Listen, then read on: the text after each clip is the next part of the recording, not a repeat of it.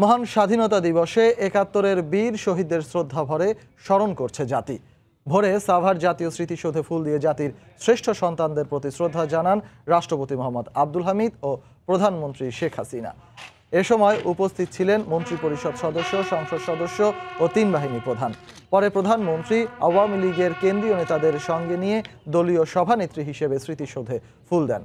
এরপর একে একে শ্রদ্ধা জানান বিরোধী দলীয় নেতা, জাতীয় সংসদের ডেপুটি স্পিকার, প্রধান বিচারপতি, প্রধান নির্বাচন কমিশনার, পুলিশের আইজি সহ সর্বস্তরের সাধারণ মানুষ।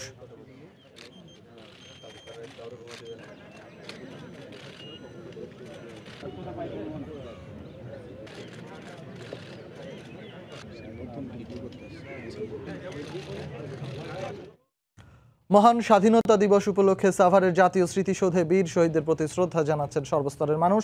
সেখানে আছেন রিপোর্টার মৌসুমী মৌ ও তরিকুল ইসলাম সৌরভ। সরাসরি চলে যাচ্ছি তাদের কাছে।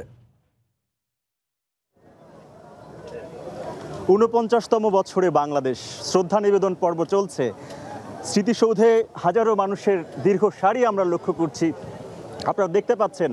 এবং গত বছরের তুলনায় আমরা বলতে পারি যে এবার কিন্তু ভিড়টি বেশি, এবং সকাল থেকেই রাষ্ট্রপতি এবং প্রধানমন্ত্রী শ্রদ্ধা নিবেদনের পরেই এখানে সাধারণ মানুষ আসতে শুরু করেছেন এবং তাদের দীর্ঘ সারি রয়েছে।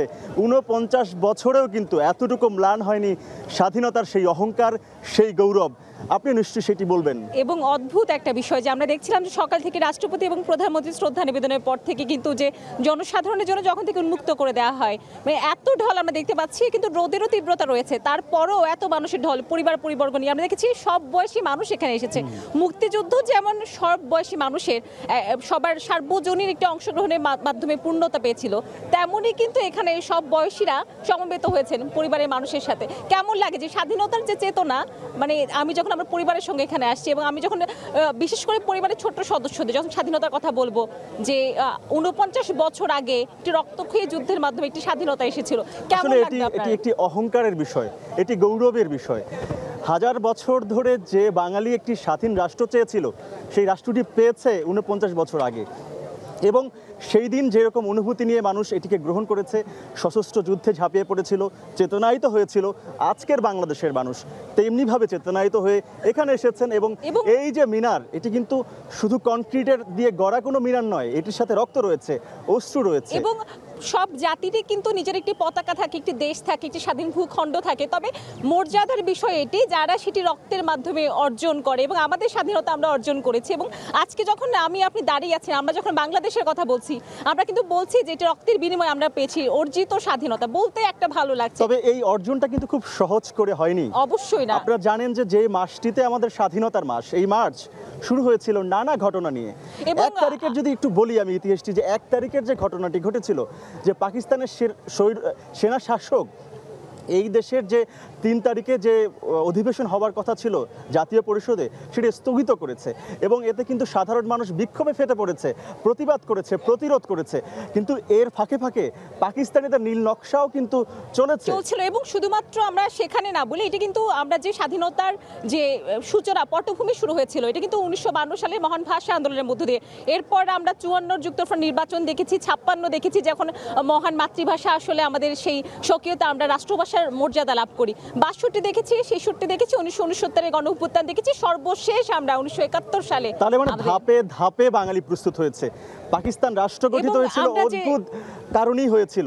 এরপরে আমরা ভাষা আন্দোলন থেকে ঘুরে দাঁড়িয়েছি, স্বদেশ প্রত্যাবর্তনের মতো ঘুরে দাঁড়িয়েছি। এবং আপনি একটা জিনিস খেয়াল করবেন সৌরভ, যে আমাদের যে স্মৃতিসৌধটি রয়েছে, যার সামনে আমরা দাঁড়িয়ে রয়েছে, এই যে ৭টি ফলক, এটি কিন্তু আসলে ৭টি ধাপ, স্বাধীনতার ৭টি ধাপ। এবং যে চূড়ান্ত ধাপ, সেটি কিন্তু আমাদের ১৯৭১ সালের মহান মুক্তিযুদ্ধ। আমরা আসলে যে স্বাধীনতার অর্জনের কথা আজকে আমরা বলছি, যে গৌরব গাথার কথা আমরা আজকে বলছি, এবং অদ্ভুত ভালো লাগা কাজ করছে।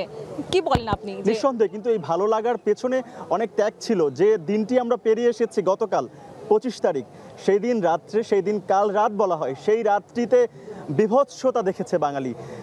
49 বছর আগে সেই বিভৎসতা নিশ্চন্তে ভুলতে পারিনি এখনো বাঙালি। এবং আপনি একটা জিনিস খেয়াল করে দেখবেন, সেই শোকের পর কিন্তু আমাদের স্বাধীনতা এসেছে। অর্থাৎ আমরা যে একটা বেদনার একটা ইতিহাসের পর শোককে শক্তিতে রূপান্তরিত করার আমাদের যে শক্তি, যে প্রত্যয়, আমার মনে হয় শুধুমাত্র সেই সময়কার নয়, এটি বাঙালি জাতির জীবনে যখনই কোনো সংকটময় সময় আসবে, যখনই আমরা কোনো আপৎকালীন বিপদে পড়ব, তখনই কিন্তু আমরা সেই স্বাধীনতার সেই শক্তি 1971 সালে সে প্রেরণা, সে চেতনায়, যেটি বলছিলেন যে মার্চ মাসে 7 তারিখে বঙ্গবন্ধু যে ভাষণটি দিল সেটি নানাভাবে আলোড়িত করেছে। বাঙালি প্রস্তুত ছিল, বঙ্গবন্ধুর ভাষণের মধ্য দিয়ে একটি গাইডলাইন পেয়ে গেছিল বাঙালি। আমরা জানি সর্বশেষ কিন্তু ইউনেস্কো সেটিকে বিশ্ব ঐতিহ্য প্রামাণিক দলিল হিসেবে স্বীকৃতি দিয়েছে। সেটি নিঃসন্দেহে আমাদের গৌরবের সাথে নতুন একটি মাত্রা যুক্ত করেছে।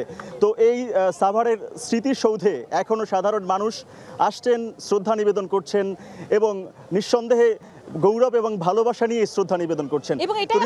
এই ছিল সাভার স্মৃতিসৌধ থেকে আমাদের কাছে থাকা সর্বশেষ খবরাখবর। মহান স্বাধীনতা দিবস ও জাতীয় দিবস উপলক্ষে সাভারের জাতীয় স্মৃতিসৌধে ঢল নেমেছে সর্বস্তরের মানুষের। তারা শ্রদ্ধা জানাচ্ছেন বীর শহীদদের প্রতি এবং সে খবর জানাতেই আমাদের সাথে যোগ দিয়েছিলেন আমাদের দুই সহকর্মী মৌসুমী মৌ ও তরিকুল ইসলাম সৌরভ। ৭১ গণহত্যার আন্তর্জাতিক